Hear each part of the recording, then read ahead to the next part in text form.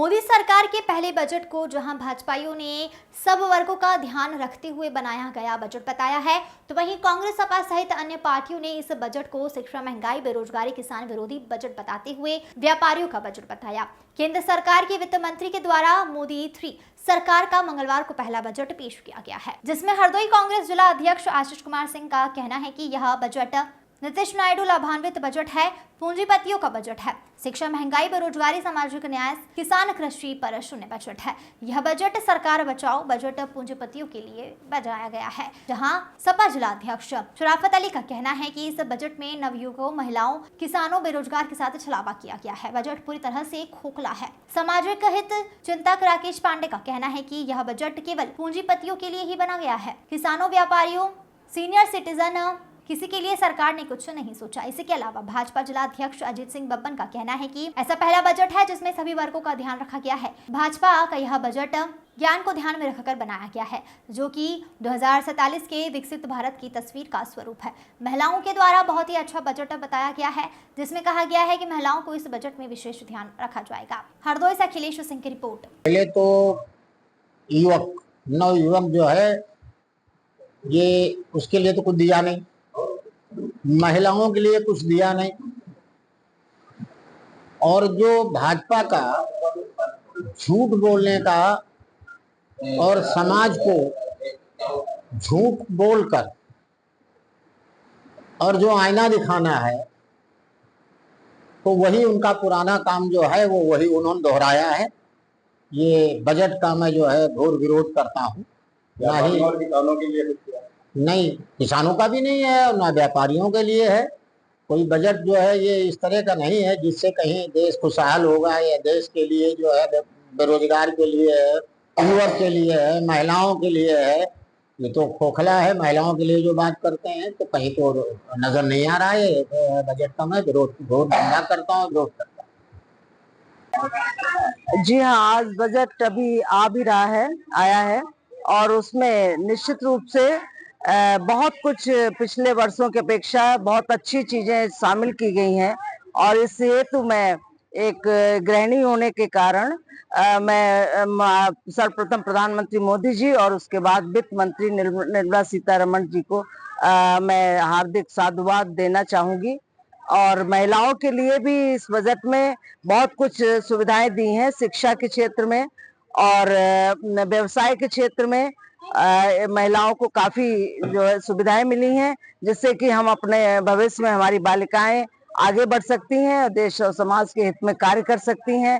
दूसरा ये कि जैसे ये आभूषण आदि में कुछ मूल्यों में गिरावट आई है, ये भी एक आर्थिक स्थिति जो महिलाओं को विशेष रूप से हमें आवश्यकता होती है, तो उस वक्त में भी ये बजट बहुत हमारे लिए उपयोगी साबित होगा।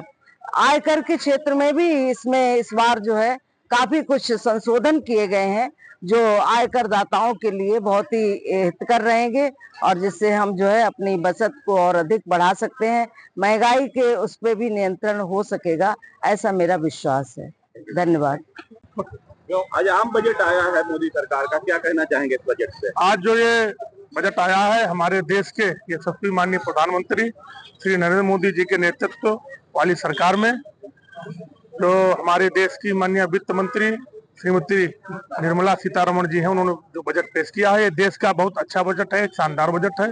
इसमें समाज के सभी वर्गों को ध्यान में रखकर इस बजट का जो निर्माण हुआ है, और हमें लगता है कि इससे अच्छा बजट देश के लिए हो नहीं सकता है, जो सभी वर्गों को लेकर चलने के लिए सभी को कुछ न कुछ मिला है। और इसमें आम आदमी, मध्यम वर्ग की विशेष चिंता हुई है, गरीब की चिंता हुई है। बजट 2025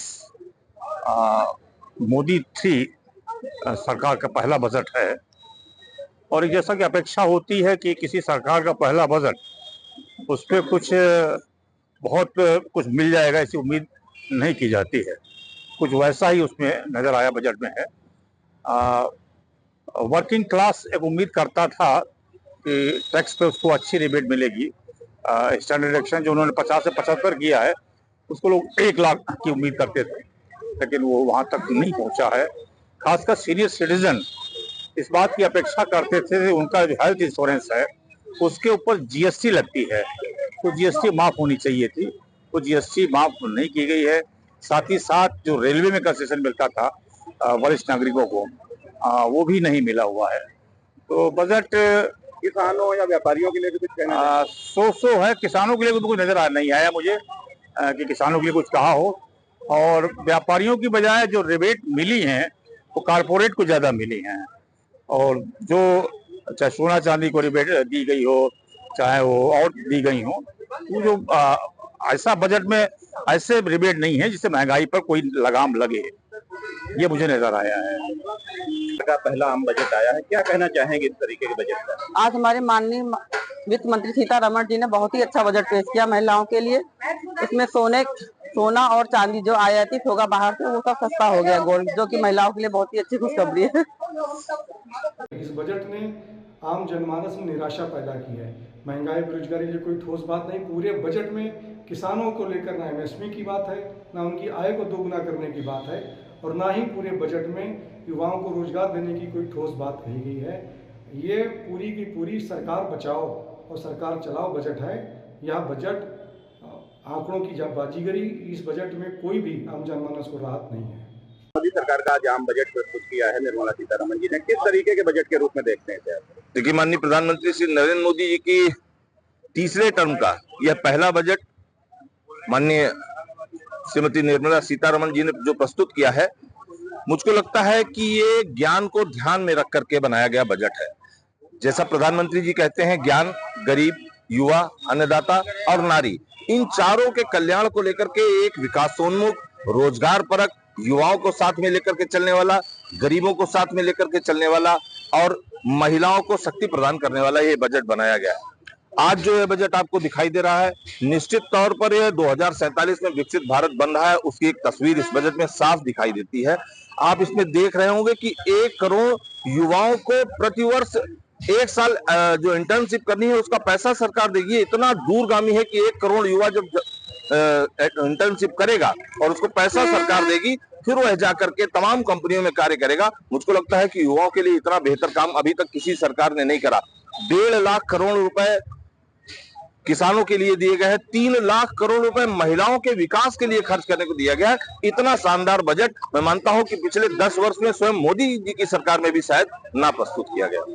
क्या और कुछ खास देखते हैं महिलाओं के लिए या युवाओं के लिए? देखिए, युवा, महिला, गरीब और अन्नदाता, इन्हीं 4 को आधार बना करके हमारी पार्टी, हमारे माननीय प्रधानमंत्री सबका साथ सबका विकास की बात करते हैं। तो अगर इन 4 की आप बात करें तो इसमें सभी समाहित हो जाते हैं। तो समग्रता को लेता हुआ यह एक बजट है।